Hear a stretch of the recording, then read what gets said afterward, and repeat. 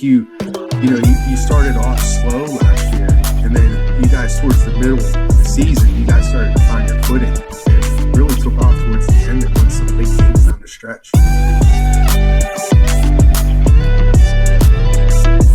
Especially when you guys you're only losing one senior, so next year that's something that is so important and valuable.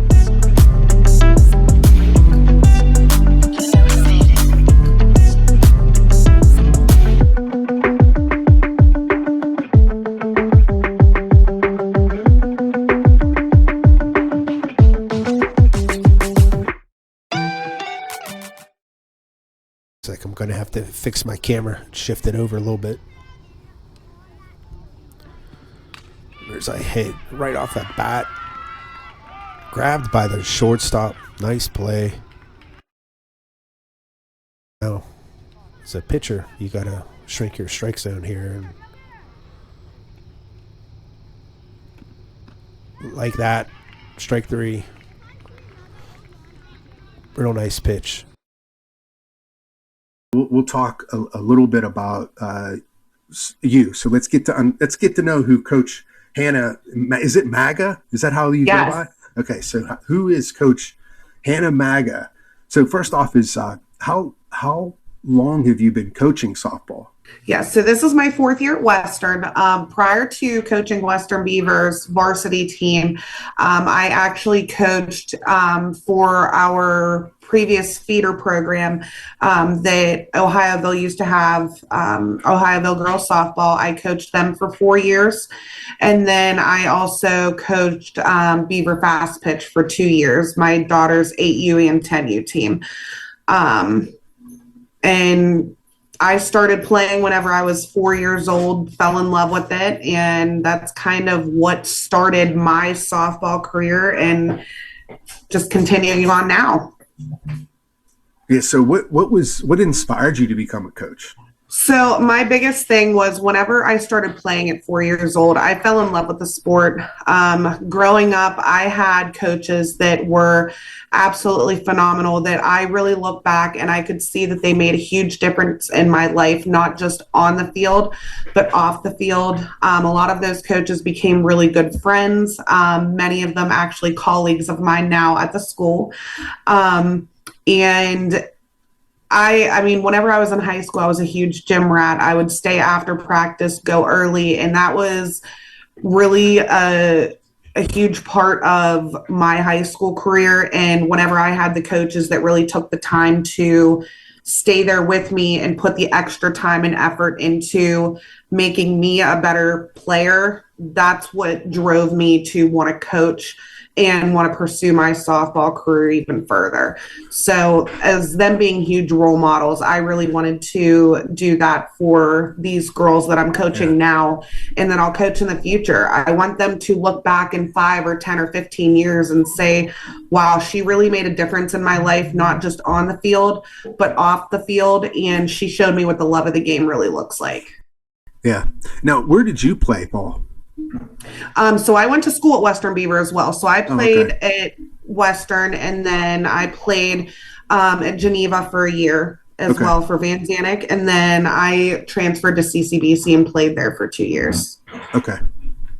And then I play women's league now and still co-ed softball as well. Okay. Co-ed, are you up in Brady's Run Park? I am, yes. I used to run that league.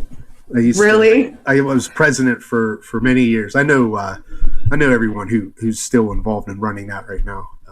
Christine and Emma. But it was a fun league whenever we played it. It was a lot bigger when I played in it. There was like 16, 17 teams in it. I think maybe even more than that sometimes. There was a bunch. I don't know. Yeah, I think we only have 12 now, but still super fun. I enjoy it. Yes, absolutely. I know when the small time that I coached, or the little bit of time that I coached anyway, I realized real quick that, you need to surround yourself with good people or good assistants. And I know in high school, it's hard finding coaches that aren't parents. But so I just want to give you a minute to kind of talk about your support staff at the school and your assistant coaches and what kind of role that they play and how they help you be successful like you guys are at Western. Yeah, absolutely. So I have two coaches along my side, my co-head coach, Chris Coltriano, and then our other coach, Jean Lefevre. Both of them have girls that play on our team, and we all play a very significant role in coaching. So not one person takes sole responsibility for anything. We work great as a team. We have great communication. So we all bring a lot of experience and knowledge to the team. And like I said, we work as a team of coaches, and we all give our opinions and suggestions, on how to better improve the girls, the entire team dynamic, and each girl individually. So whether that be with our individual circuits that we're doing, whether it be in the cages or infield, outfield, our pitchers and catchers, anything, we all have opinions to give, and we all have experience with everything. So everything combined between all of us really makes it a great dynamic as far as the coaching goes for our program. Yeah, and it shows too, because you guys were so successful last year, and it's like you started off slow last year, and then you guys towards the middle of the season, you guys started to find your footing and really took off towards the end and won some big games down the stretch. So that, yes, to me, you have to have a good coaching staff and support staff to be able to go through the lumps that you guys did earlier in the season and to turn it around and really, really be competitive down the stretch. I thought that was awesome to see. Thank you. Yeah. I don't know, like, what is your coaching philosophy, maybe on the field or how is all that, for your team? So my biggest thing is based on teamwork before individual glory. You have 9 players on a field, and not one individual person on that field can carry the weight of the entire team. So, I mean, most of these girls have grown up together. They've created unbreakable bonds and consider each other family. I mean, we have family members that are actually playing together on the team, and all of that reflects on the field. They're always together outside, whether it be at strength and conditioning training, just hanging out at each other's houses, things like that. But they understand that we win as a team, we lose as a team, and you can tell that they really feel that deep within themselves, because it's not just one person that gets down, it's the entire team. And it's not one person that just gets up, it's the entire team. They know that if you're not in the game at that time, you're on the bench cheering each other on and keeping that momentum up. And they know they have to have each other's backs. They're disciplined enough to know when it's time to have fun, and they're disciplined enough to know when it's time to grind and get ready to go. And I always want them to have fun and improve, but that's our main goal, is the improvement and working together as a team rather than just individual glory for themselves. Yeah. Not one person is going to win the game. It's the entire team. Absolutely. It is a team sport for sure. Now, that team camaraderie and do you kind of work on that over the winter time, or how do you like bring in the new players, like the freshmen and stuff? How do you plug everybody in? So we get everybody together prior to the season starting, of course, with us having our early open gyms. We do introductions for them, and I like to do team building activities and things like that. Normally, like the first week of open gyms, second week of open gyms, and just get everybody kind of on the same page, get everybody introduced, and get them feeling like part of a family. I mean, you can't have a team without having a family. And that's the biggest thing, is they all have to understand each other, and they all have to, I mean, they don't have to like each other. Trust me. They're teenage girls. Right. I mean, I know that. But you have to work together, and you have to be able to understand each other and really try to keep that team dynamic going, whether you're having an issue or not. And that's what I love about these girls, is that I feel like they're able to come talk to any of us coaches and, hey, this is going on. What do we do? Yeah. That's another reason why I got out of coaching. So I coached my daughter through youth and through travel up until her second year at 12U. And when the girls started getting into that 13-year age, I was like, I'm done. I ain't coaching no more. I'm done. So that definitely is true with girls. It's a whole nother level that I think is different than boys, you know? Oh, yeah. Someone makes an error and you go out and talk to them in a mound and they're crying and all this stuff. You don't have that in baseball. Like, how do you handle player? Like, I know with softball, you have, especially in high school, you have girls. You have a wide range of players, and I noticed this on your team, especially in the playoffs. You have some really, really good players, and you have a couple girls that are still learning the game and not where I'm sure where they want to be or where you want them to be. But that's the beauty or the challenge, I guess, in high school softball, is that you have to figure out your best 9 players and how you can help them develop and grow through the season. How do you do that? Like, it's one element that I think is interesting in some coaches, is that how do you kind of find that balance and treat these girls equally, knowing that the talent is so different with several of them. So, as you know, and as many, I think everybody knows, the subject of like playing time is probably our biggest challenge. Like we had just touched on, these are teenage girls who can sometimes be very emotional about things. But this is especially touchy in a varsity sport, because there's things that need to be said and done as a coach, and to make sure that all the players and coaches are on the same page. So not everybody is going to get the same amount of playing time by any means. I mean, like you said, you put your best 9 on the field to be able to win that game. Each athlete, in my opinion, regardless of their experience, they all hold special qualities and strengths that you can see throughout the game. So we may have somebody who is better at base running than somebody else, or better at hitting or field, whatever it may be.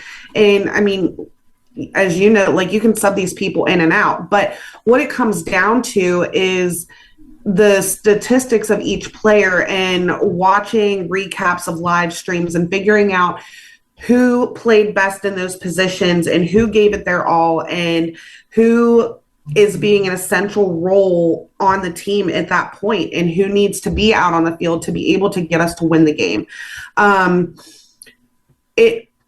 Many of these girls come to us after practice and say, what can I do more to improve? And I will 100% give them every bit of information that I possibly can, drills that they can do at home, drills they can do with their friends, by themselves, just to get them to be able to improve. But that constant constructive criticism is what they need to be able to improve. So, like I said, my job as a coach, everybody's job as a coach, is put your best players in and know that everybody's going to get playing time at some point. It just might not be as much as what they want. But, I mean, sports are the perfect opportunity to kind of play around with things, because, I mean, it's teaching them skills that they're going to be able to learn in life as well, and help with their futures. Yeah. And that's important too, because, you know, like you said, that the using softball or any sport in varsity for example, I mean, you need to apply that in real life. And, these kids, they're going to get, kicked in the teeth sometimes, and they have to learn how to recover from that or respond to that. And, I like that you really, you think about that as far as making sure you're challenging these girls and giving everyone an opportunity. And I really respect that from a coach for sure. Thank you. I don't know much about Western, and I know you guys get players from Lincoln Park as well. But what kind of support or you get from the community or from Western and Lincoln and the school district and stuff? I'm not sure how that works because you guys are kind of unique at Western with that. Yes. So Western Beaver is, most people know we do have a co-op with Lincoln Park Performing Arts Center for a few different sports. In softball particularly, it bumped us up into 5A. So with that being said, we're playing a lot bigger schools, Moon, West Allegheny, and it's a lot different than it was whenever it was Western Beaver softball, just single A. We are Western Beaver softball, Lincoln Park co-op. So as far as the community goes, we don't just have Western Beaver parents and Western Beaver students now. We have a community filled with Lincoln Park parents and Lincoln Park students that aren't just in the Midland, Ohioville industry area. These Lincoln Park kids and families and students are coming from all over the county and even Allegheny County. So we're getting support from everywhere at this point. We have the support there. And it's great to see the community come together and realize like we are moving in the right direction. But yeah, I mean, it's kind of cool though with Lincoln because like you said, you had so many people from so many different areas and stuff. It's almost like, that's like an extra commitment from the parents because like, how do they do about like transportation and stuff like that? Because so the schools will provide transportation for the girls from the school to Western Beaver for practices, and they actually take all of the Lincoln Park girls home as well, back to their homes. Oh, wow. So we have a huge support system as far as that goes as well, and both schools want nothing but success for this program. And the success this past year that we've had is grabbing the attention of many schools, and it shocked a lot of people, and we've made a huge impact, and we're going to continue to do so in the years coming, and we wouldn't have been able to do that without the support of both schools and the community. There's a lot of people who see these athletes coming into a program and they're wondering, okay, well, how did this program go from a 350 record to a 500 record or a 350 record to a 750 record in just 1 year? There's no way they can do that, but it's possible. Absolutely, it's possible. Yeah, it's all on the exposure and the knowledge and experience that these incoming athletes have had, whether they have had a clear-cut foundation of the proper mechanics and basics given to them from a young age, growing up and continuing that, and whether they played travel ball or if they just took a break and stopped, or if they had feeder programs in their area to continue playing, because that's another struggle for the girls in our area is for Western Beaver, we don't have a feeder program anymore. So the younger kids they have to go and play for Beaver if they want to have any sort of fundamentals taught to them. And at that point, then they'll transfer over to our junior high teams and then onto our varsity teams. Yeah. I know at one time you guys had a couple teams, but you just don't have the numbers in that area for a youth program, we right? Don't. Yeah, we don't. Our graduating classes are roughly anywhere between 58 to 68, give or take. Just depends on the year, honestly. Do you do anything to help these girls? I know with college recruiting, a lot of that is done on the travel ball side. But I also know that there's sometimes that the especially in our area when the girls aren't playing Division I or Division II, the coaches, high school coaches, can get involved and help them with the recruiting aspect as far as the girls who want to play softball at the next level. What do you do for this team and for the girls specifically to help them with their college dreams? Yeah, so each student athlete, no matter what sport they're going to play, they have the ability to play a sport in college, no matter what. So as the girls start to express interest in different schools, we absolutely can send statistics, game footage, anything like that. There's also showcases that are available that I get notifications about, and I will let the girls know, hey, there's a showcase like at Bethany College, and there's going to be these college recruiters there. And there's a lot of different things that we can certainly do. But like you said, a lot of it's done on the travel ball end of it. Yeah. We do everything that we possibly can. I know that there's still some recruiting going on at the high school level. I seen Coach Van at one of the Central Valley games last year. I was talking to him. I know him through our daughters played together, maybe not together, but against each other in some of the youth, the younger ages. So I know Van through that. But yeah, I ran into him. I'm like, hey, what are you doing here? He's like, I'm looking at a couple girls. And then he's like, do you know any girls who want to come to Geneva? So I know that recruiting does happen, even at the high school level. Maybe not as much as it used to, or definitely not as much as travel, but I know it's still out there, especially for our local schools.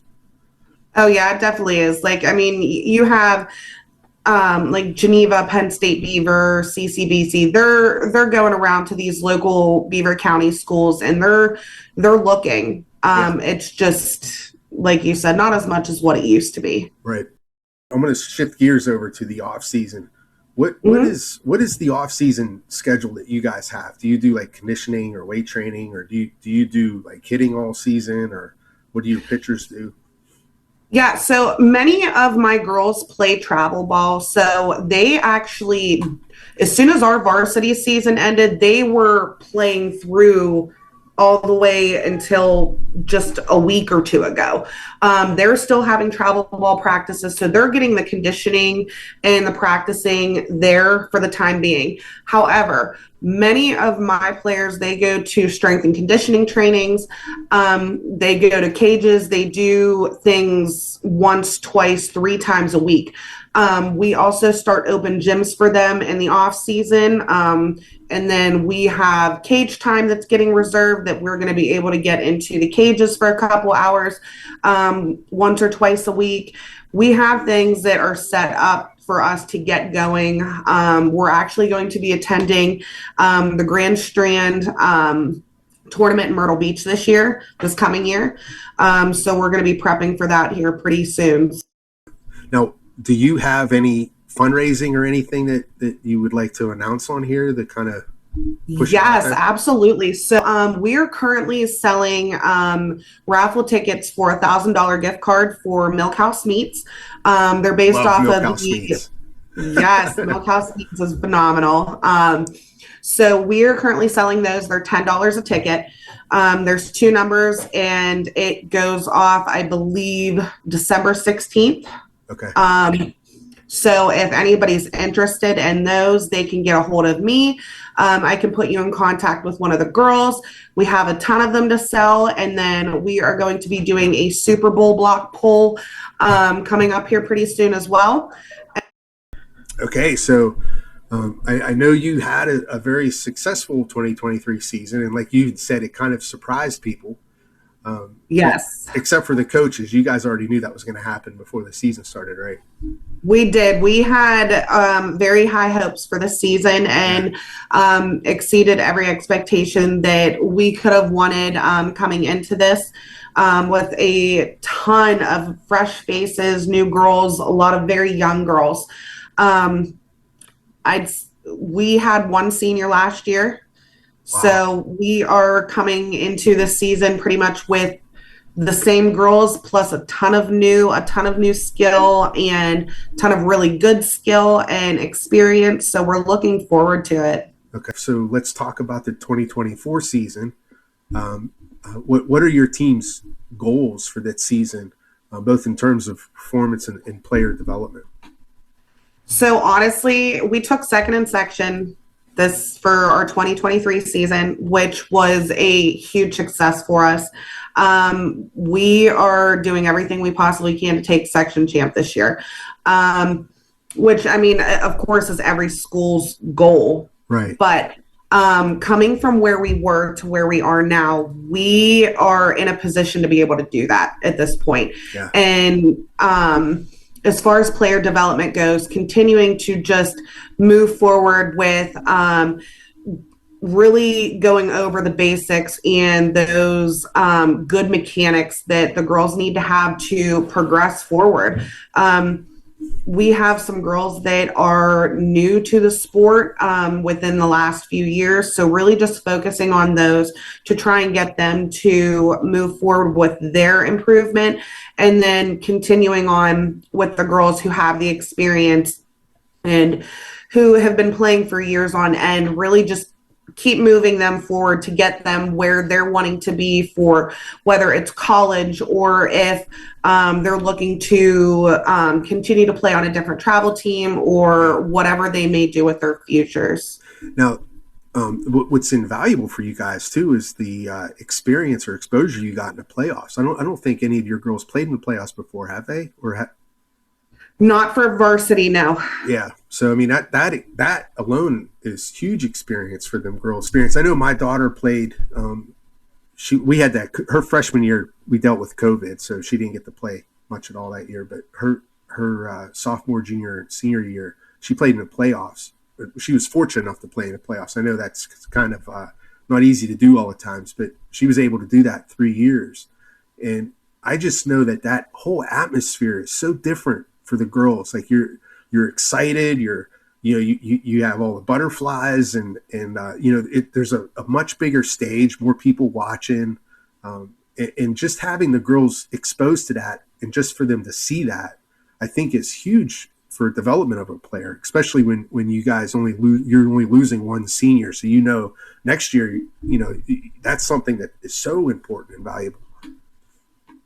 Oh yeah, absolutely. So like you said, it's a whole different atmosphere whenever you're going to playoffs. You have going from we're playing in a grass outfield 90% of the time to now they're playing on turf, and it's so different for them, and they have all of this new, just the entire atmosphere to get used to. They have the butterflies, they have the nerves, they are just a whole ball of emotions at this point. Yeah. And it's great for them, but it's a little bit scary, honestly. I mean, me being there at one point in my life, it was just, you don't really know what to think. You have so much going through your mind at that point. And what if I make a mistake? What if I do this? What if I do that? But they were able to do what they could with what we were given at that point. So yeah. And I know that a lot of the girls who play travel are kind of used to playing on a big stage like that, but there's some girls that don't play travel and they're still asked to play, so that to be thrown into the playoffs like that, it was probably like, oh my God, what am I doing here? Yes, it's a whole new world. Yeah, for sure. Honestly, I just want to thank you for the opportunity to be able to come on here. Want to be able to thank the community, because we've had an overwhelming an overwhelming amount of support for our program the past couple years, and it's refreshing to be able to see that, to be able to have this program come alive again and be something that we know we can be. So. Yeah, I'm excited to watch you guys this year. Like last year, I was trying to keep track of everybody, all the Beaver County teams, and I was saying, when we first started, it was like, okay, what's Western doing here? There was one game down the stretch that you beat that was important for the section. It must have been South Fayette. That was Mars. Oh, it was Mars. Okay. That was Mars. They ended up coming back in the 6th inning. They were down. They came back in the 6th inning and ended up winning 14-9. And then We played South Fayette a few days later and beat them 1-0. That's the game I was thinking about. That 1-0 game. That was so exciting, probably. It was a rush. I mean, it was. I had chills. I was on my feet. I was up and down and moving all around. We all were. It was. Yeah. It was best thing. Yeah. Now, who's going to be your competition this year for the section? West Day will be. They're always good.